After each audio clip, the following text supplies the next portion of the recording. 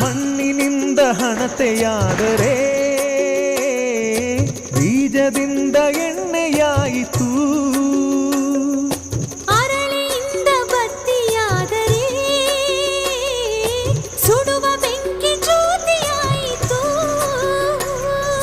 ನಂದಿಸುವುದು ತುಂಬ ಸುಲಭವೋ ಹೇ ಮಾನವ, ಆನಂದಿಸುವುದು ತುಂಬ ಕಠಿಣವೋ ಹೇ ದಾನವ.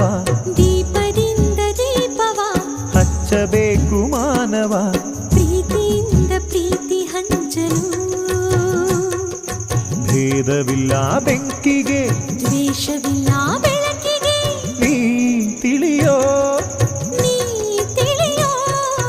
ದೀಪದಿಂದ ದೀಪವ ಹಚ್ಚಬೇಕು ಮಾನವ, ಪ್ರೀತಿಯಿಂದ ಪ್ರೀತಿ ಹಂಚಲು.